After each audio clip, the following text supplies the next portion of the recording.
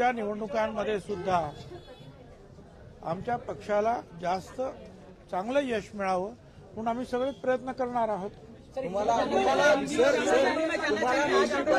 मंत्रिपद मिळाल्यानंतर मनोज जरांगे टीका करतायत, तुम्हाला नाशिक पालकमंत्रीपद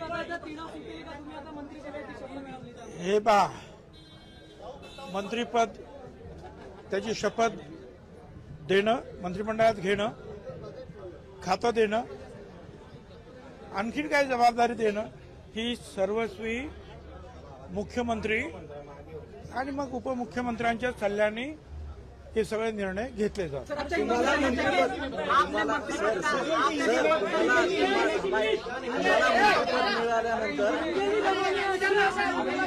मनोज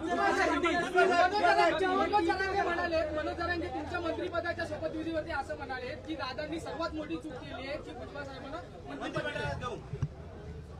असं आहे की ह्या जरांगेने एवढा मोठा चुका नवे खेळ केलेले आहेत की त्याने संपूर्ण मराठा समाजाचं महाराष्ट्रामध्ये प्रचंड नुकसान केलेलं आहे आणि गावागावामध्ये त्यामुळे खरं म्हणजे मराठा समाज हा सगळ्यात मोठा बांधव म्हणून आम्ही मानतच आलो आणि सगळ्या ठिकाणी त्यांचा ताप तसाच वावर आहे। परंतु याच्या या कर्तृत्वामुळे या जरांगेच्या मराठा समाजाला सुद्धा जे आहे मी सांगतो कि निश्चितपणे त्रास झाला। आज आपने शपथ लिया, क्या सर आज आपने शपथ लिया, हिंदी में बताइए आज आपने शपथ हिंदी में बताइए, हिंदी में क्या हो गया बताइए। आपने आज शपथ ली है, क्या प्रायोरिटी रहेगी आपकी शपथ? अरे हिंदी तो दो यार, हिंदी तो बोलो यार। आज आपकी सर आपने शपथ ली है, आज क्या प्रायोरिटी रहेगी, कौन सा डिपार्टमेंट आपको दिया गया? देखिए, मंत्री पद की शपथ देना और मंत्रिमंडल में लेना, बाद में कौन सा है डिपार्टमेंट देना और आगे के कौन सी जो जिम्मेदारियां देना, ये पूर्णतः मुख्यमंत्री फडणवीस साहब के ऊपर निर्भर रहता है। वो जो उप मुख्यमंत्री है उन लोगों के साथ चर्चा करते हुए वो निर्णय लेंगे, वो हमको मंजूर है। इस तरह से भी देखा जा रहा है कि धनंजय मुंडे को जब निकाला गया मंत्री पद से, उसके बाद फिर आपको लिया गया है, कहीं ना कहीं उस नजरिए से भी ये देखा जा रहा है, तो उसको लेके क्या कहेंगे आप? चलिए आगे। पूरे ओबीसी समाज को महाराष्ट्र के न्याय मिला, ऐसी लोगों की भावना क्या है? देखिए, मैं ओबीसी समाज का, पिछड़ों का काम, ओबीसी और ये जो VJNT जो है इसका जो काम जो है मैं आज नहीं, मैं 35 साल से करता हूँ। मैं कहाँ भी रहा हूँ, किसी भी स्थिति में रहा हूँ, वो काम मेरा कभी भी जो है बंद नहीं होता है। आपने देखा होगा कि कास्ट सेंसस होना चाहिए, जातिगत जनगणना होनी चाहिए। 35 साल से लगातार हम उसकी अलग अलग रामलीला मैदान से लेकर पटना बिटना सब जगह जितनी भी बड़ी रैलियां हुई, हमारा पहला मुद्दा ये था हमारी जाति गणना की जाए। और वो जो है आज हम बहुत खुश है कि मोदी साहब ने जो है उसको मान लिया है और ये जो जातिगत जनगणना अब होगी, साथ साथ जो है जो हमारा कुछ आरक्षण परसेंटेज कम हुआ था भाटिया कमीशन के अहवाल के अनुरूप, इसलिए सुप्रीम कोर्ट में जब ये केस आई तब हम लोगों ने वहाँ हमारे भी वकील दिए और ये समीर भुजबल जी, महेश झगड़े, मंगेश ससाने, इन सबको जो है 2 दिन उधर भेज दिया था। वो इंदिरा जयसंघानी मैडम, फिर तुषार मेहता साहब, फिर जो हमारे गोपाल शंकरन जो है, वो सारे हमारे जो एडवोकेट है बड़े बड़े, उनसे सबसे मुलाकात की। और जब ये सवाल आगे आया तो हमने ये बात रखी कि हमको अपना गया हुआ जो भी परसेंटेज है उस परसेंटेज ओबीसी का फिर से मिलना चाहिए।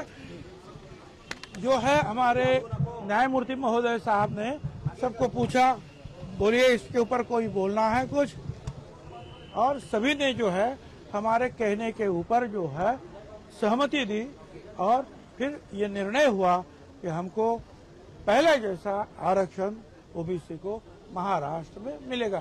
तो ये और एक हमारी जीत हुई, तो हम तो इसे खुश हैं। साहेब, मराठी समाज जात न्याय जनगणनेचा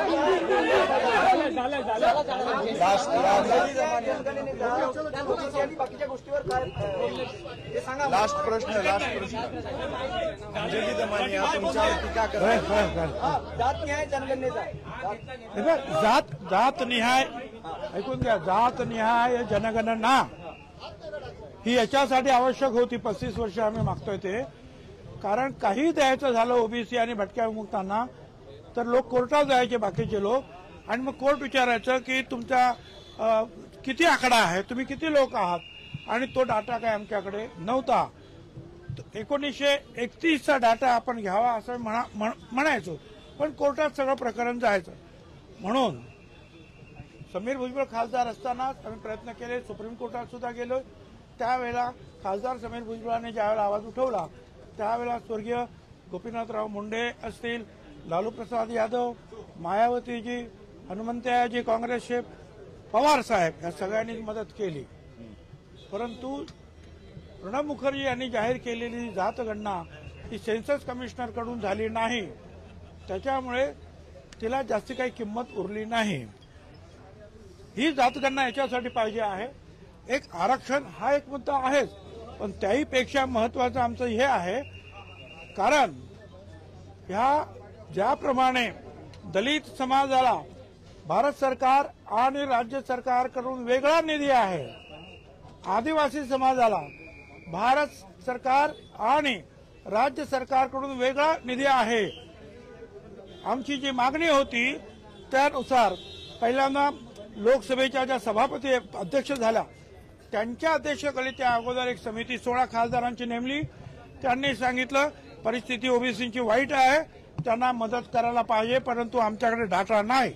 मग मनमोहन सिंग कमिटी आली, त्याच्यामध्ये चिदंबरम, पवार साहेब ही सगळी मंडळी होती। त्यांनी सुद्धा सांगितलं यांना मदत करायला पाहिजे, गावागावामध्ये देशामध्ये फार वाईट परिस्थिती यांची आहे, परंतु डाटा नाही, सेन्सस कमिशनरने तो द्यावा, परंतु तो दिला नव्हता।